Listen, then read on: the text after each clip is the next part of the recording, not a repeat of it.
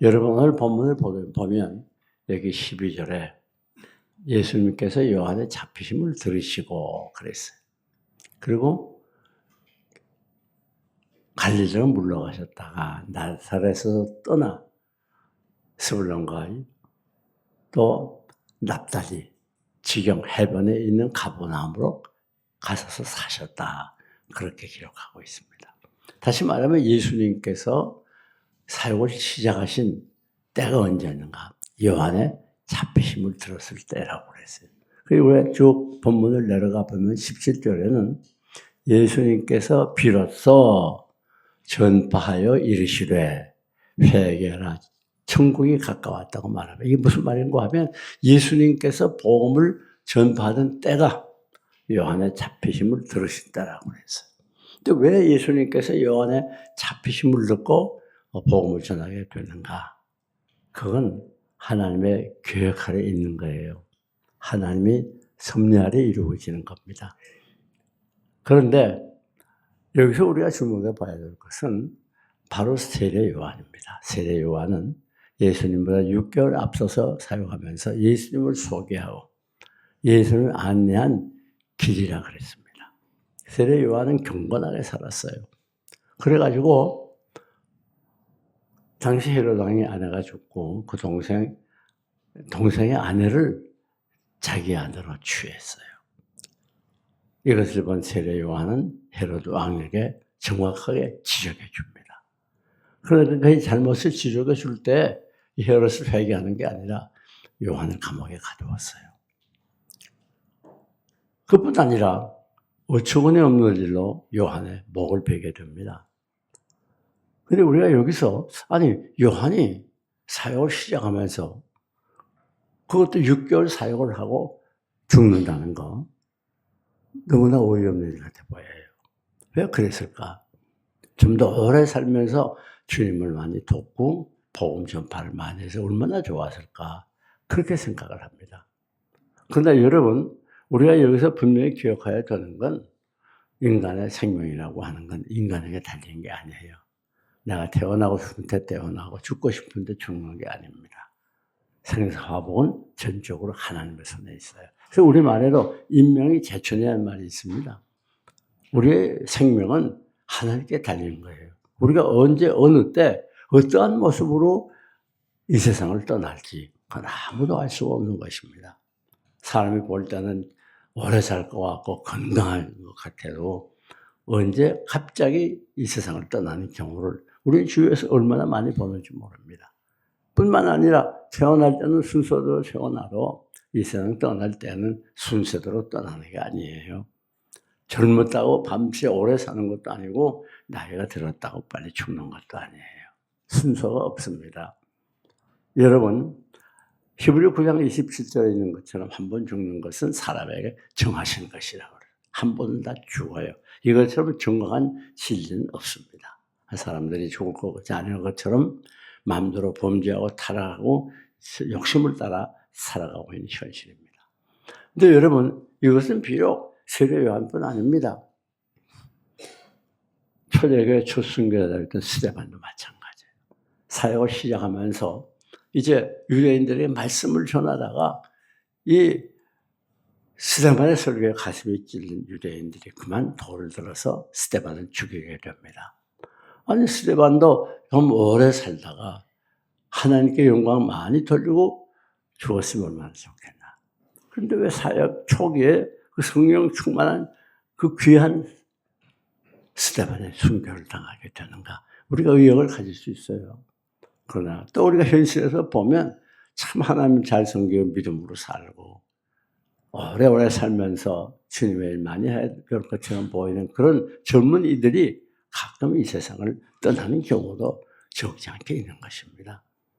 여러분 이것은 우리의 생명이라는 건 우리에게 달린 게 아니에요. 그래서 우리는 여기서 분명히 기억해야 되는 건 우리가 하나님께 숨을 쉬고 생존하는 이것은 내가 훌륭하고 똑똑해서가 아닙니다. 아무리 운동 열심히 하고 건강관리 많이 해도 하나님 부르시면 가야 되는 거예요. 우리의 생명은 보장되어 있는 것이 아니고 내게 달린 것이 아닙니다. 하나님의 손에 전적으로 있어요. 그래서 우리가 이 세상 사는 동안에 얼마나 오래 사느냐는 게 중요한 게 아니라 얼마나 값어치 있게 사느냐는 게 중요한 거예요. 얼마나 길게 사느냐는 게 중요한 게 아니고 짧게 살아도 굵게 사는 게 중요한 거예요. 그래서 우리가 이 땅을 하나님께서 생명 주시는 동안 정말 주님을 위해서 충성하고 보람되게 살고 값어치 있게 살아야 되는 것입니다. 하나님께서 이렇게 아주 사역 초기에 젊은 사람들을 불러가는 이유는 이미 하나님께서 그에게 맡겨준 사명이라 했기 때문이에요. 갈릴리는 길이가 80km, 또 폭이 한 40km 되는 도시예요. 그런데 거기에 204개의 고을이 있었는데 그 204개의 고을은 한 고을당 5천 명이 넘는 거예요. 그러면 얼핏 잡아도 120만 명. 2000년 전에 120만 인구가 굉장한 거 아니겠습니까? 그러니까 거기서 예수님께서 복음을 전함으로 인해서 복음이 빨리 많은 사람에게 전파되기 위해서 많은 사람이 모임을 해서 사역을 시작하신 거예요. 뿐만 아닙니다. 우리가 여기 본문 15절 이하를 보면 이방의 갈릴리요. 그런 말이 기록되어 있죠. 갈릴리는 이방의 갈릴리라고 하는 별명을 가졌어요. 왜 그런가 하면 이 갈릴리 주변은 다 다른 지역으로 접경이 되어 있어요. 예를 들면 서쪽에는 페니키아, 북동쪽에는 시리아, 남쪽에는 사마리아. 그렇습니다. 그러니까 이 갈릴리는 고대부터 주변 다른 지역과 더불어 계속해서 문화적인 교류를 가지고 살았기 때문에 개방적이고 폭이 넓었어요. 그래서 그거에 대해서 복음을 전할 때 사람들이 받아들이기 쉬운 그런 거예요. 우리가 비교를 한다고 하면 저 대구 같은 데는 그 대구 사람들만 대부분 모여 살거든요. 그 대구 지역에 하니까 카페를 가든 어디 가든 전부 대구 말이에요. 그런데 대전은 보면 많은 사람들이 여기저기서 모여, 여기 세종도 그렇지 않아요. 그러니까 많은 사람들이 모여 사니까 자연이 더 개방적이고 더 폭이 넓어지고 혁신적이고 그 복음을 잘 받아들일 수 있는 그 기본적인 터가 마련되어 있는 거예요. 거기서 복음을 전하는 거예요.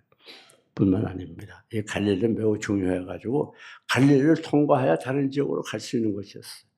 다메섹에서 저 아프리카나 애굽으로 가려면 갈릴리를 통과해야 돼요. 그런 중요한 위치에 있었기 때문에 갈릴리는 사람들이 지나다니면서 많은 문화를 서로 접할 수 있는 그런 좋은 환경이었습니다. 그뿐 아닙니다.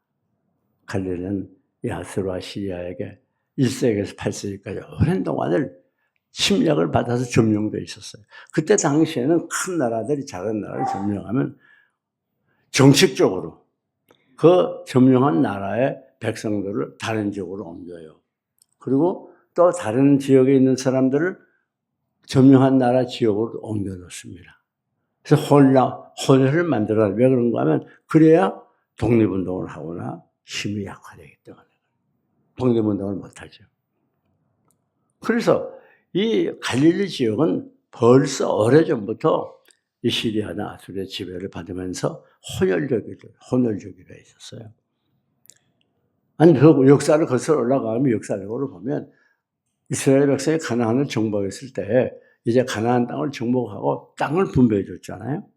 그 땅을 분배해 줄 때에 이 갈릴리는 아셀 지파와 또 스브론 납달리 지파가 배정을 받았댔어요. 그리고 갈릴리 지역에는 먼저 살던 원주민들, 가나안 사람들을 다 정복해야 되는데 그걸 정복하지 못하고 남겨두었어요. 그러다 보니까 거기서 서로 혼인을 하게 되고 혼혈이 됐어요. 서로 문화가 악한 문화가 이렇게 수입이 됐다고 말이에요.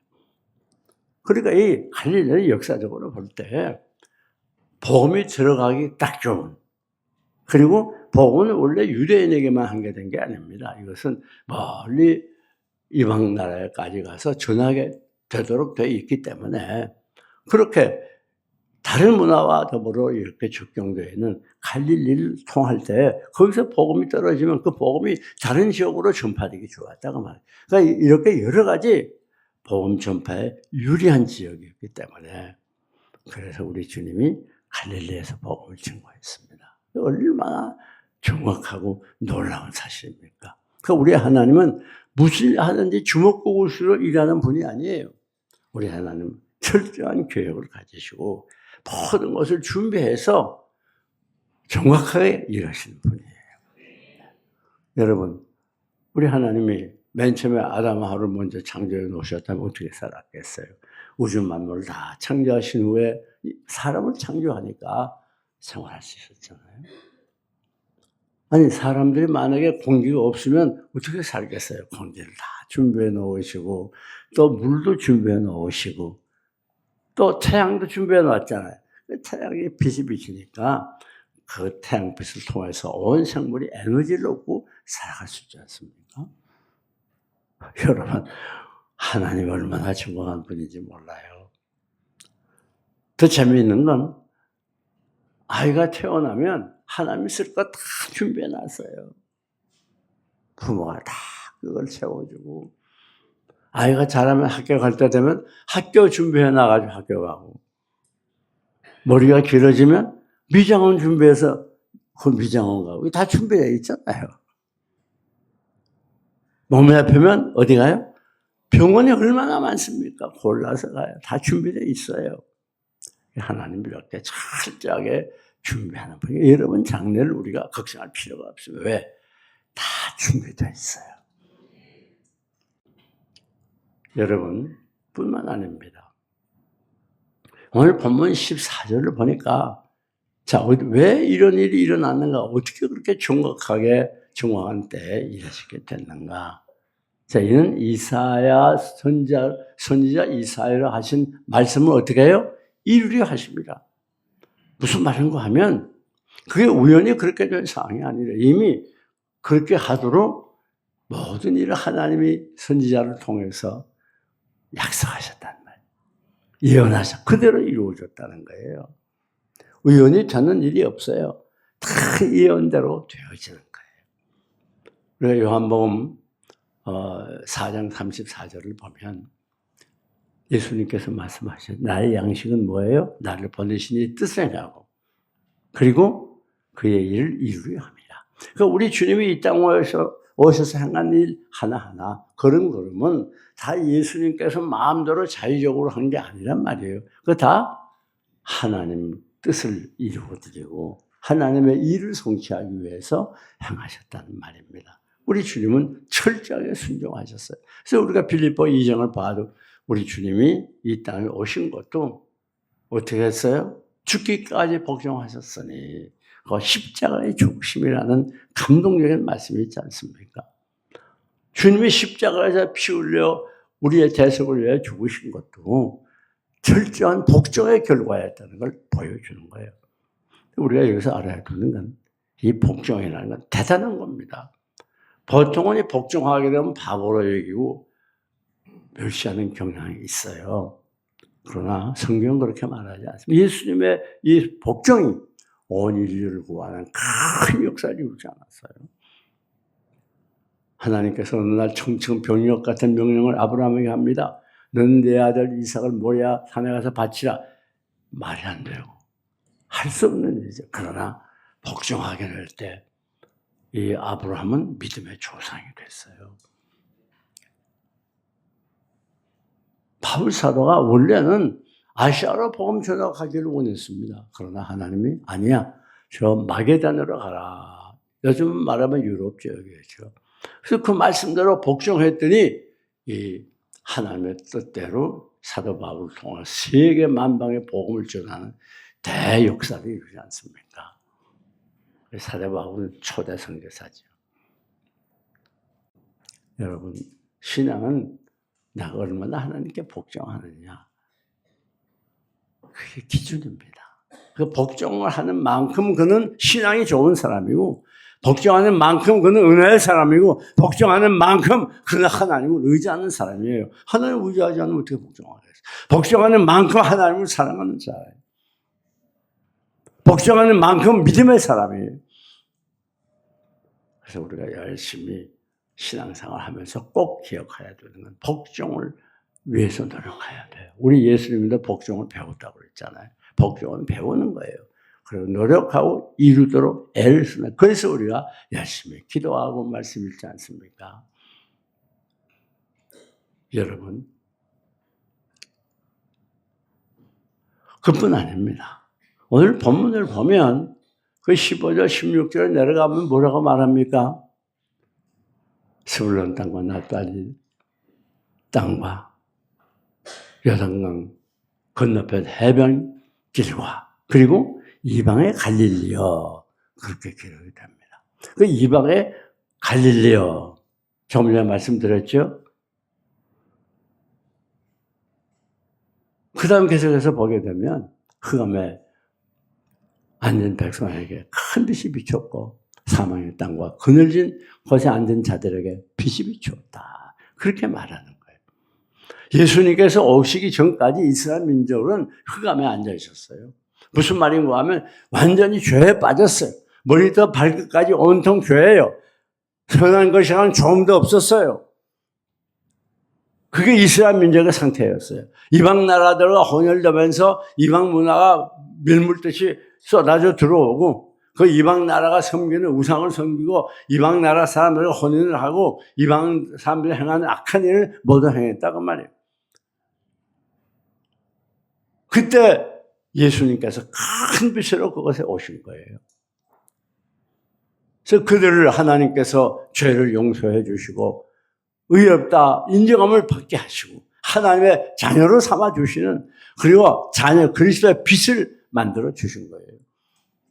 마찬가지입니다. 오늘 이 땅 외에도 완전히 죄로 가득 찼어요. 완전 흑암입니다. 앞길 볼 수가 없어요. 그러나 예수 그리스도, 큰 빛 대신 예수 그리스도 오심으로 인해서 그 빛 대신 주님의 빛을 통하여 어둠의 요새가 사라지게 되고 죄인에서 의인이 되고 마귀에 속했던 우리들이 하나님께 속해서 하나님의 자녀가 되는 거예요. 그게 놀라운 일이죠. 사망의 땅과 그들에 앉은 백성들이, 앉는 자가 뭐 했어요? 빛을 비추었다. 빛을 보았어요. 무슨 말인가 하면 예수님 오시기 전에는 온 세상이 완전히 사망이었어요. 죽음이었어요. 어떤 분들 그런 분들이 있어요. 우리가 죽을 죄인을 살려주셔서 감사합니다. 죽을 죄인이 아닙니다. 이미 죽었던 죄인들이에요. 전혀 가망이 없어요. 살아날 희망이 없어요. 그런데 이미 죽었던 그 사망의 땅에 예수님이 오심으로 생명을 주셨어요.